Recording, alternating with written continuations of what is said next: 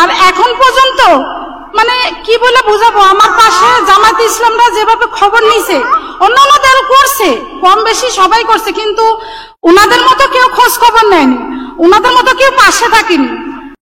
মানে আমার 2 সন্তান বাবা বলে কায়েম ডাকবে বলেন, এই খুনের বিচার চাই, এতটুকু চাই যেন এই খুনের বিচার হয়। আমার বাচ্চারা তোর বাবারা ফিরে পাবে না, আমার স্বামীর মতো অনেকেই শহীদ হয়েছে। একটাই চাওয়া শুধু, আপনারা এটা বিচার করবেন। সবার আগে এবং এখন পর্যন্ত জামাত ইসলাম আমাদের সাথে কিভাবে এগিয়ে আছে, কিভাবে আমাদের পাশে আছে, কিভাবে তারা আমাদের সব সময় খবর রাখেন, সব সময়ের জন্য কিন্তু ওনারা, কিন্তু আমরা বিভিন্ন প্রোগ্রামে আমরা শহীদ পরিবার জন্য দাওয়াত পাই, আমাদেরকে নিয়ে যায়। আপনারা সবাই একটু চিন্তা করে দেখেন, এত শান্তিপূর্ণ, এত সুন্দর ভাবে কোন প্রোগ্রামটা আমরা করতে পেরেছি এবং কে আমাদের উপর, মাথার উপর ছাতার মতো আছে। এটা আপনাদের আমাদের সকলের চিন্তা করে সামনে আগানো দরকার। এবং আমি শহীদ মা হিসেবে এতটুকুই সবার কাছে বলতে চাই যে আমাদের সন্তানের বিচার কিন্তু এখনো হয় নাই। আর আমার আপন বলতে কেউ খোঁজ খবর নেওয়ার মতোও নাই। আমার মনে হয় আল্লাহর উপরে ভরসা রেখে, আর উনরা আমাদের পাশে আছে বলে বাচ্চা 2টা নিয়ে হয়তো এখনো ঢাকা শহরে আমি আছি না, আমার গ্রামে কোনো জায়গা জমি আছে না ঢাকায় আছে, তো উনরা আছে বিদায় আমার এই 2 বাচ্চা নিয়ে আমি এখনো মানে থাকতে পারতেছি। আমাদের সন্তানের বিচারের জন্য আমাদের আবারও মাঠে নামতে হবে। দুপুরে 5 আগস্টে বসে একসাথে বসে ভাত খাইছি, বাচ্চা, শাশুড়ি, যা, আমরা সবাই মিলে একসাথে বসে দুপুরে ভাত খাইছি।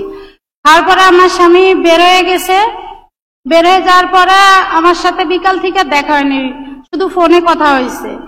পরে আমি বলছি কি তুমি চলে আসো, কয় না আমি আরো পরে আসি। আসরের সময় আমার ফোন দিছে, আমার একটা রাবার বুলেট লাগছে, আমি কই তাহলে তুমি চলে আসো।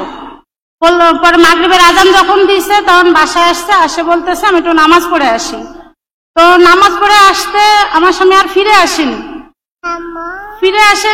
আমি অনেক খোঁজাখুঁজি করার পরে আমার স্বামীর লাশ পাইছি ঢাকা মেডিকেলে। তো আমার 2 বাচ্চা নিয়ে, সব কথার এক কথা কি জানেন, আমার ছোটবেলায় আমার মা মারা গেছে, আমিও এতিম।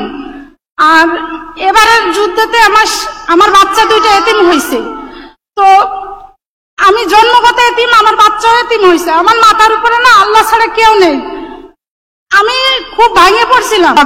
তা না হলে যে রাজাকার কথাটা বলেছিল খুনি হাসিনা, সেইটা আমাদের পক্ষে চলে আসবে। যদি আমরা বিচার না নিতে পারি, রাজপথে নামার প্রয়োজন হয়ে গেছে, কারণ 1 বছর হয়ে গেছে, মাত্র 1 বছরের আর মাত্র কয়েকটা দিন বাকি। এই কয়েকদিনের মধ্যে জানি না এই সরকার কি করবে, এরা কি করছে, বিভিন্ন দেশের বিভিন্ন কাজ হচ্ছে, আমাদের ঋণ মুকুব করছে, কিন্তু আমাদের চোখের, আমাদের ভিতরের কষ্টটা তারা লাঘব করতে বিন্দু মাত্র পারেন নাই। আমরা কি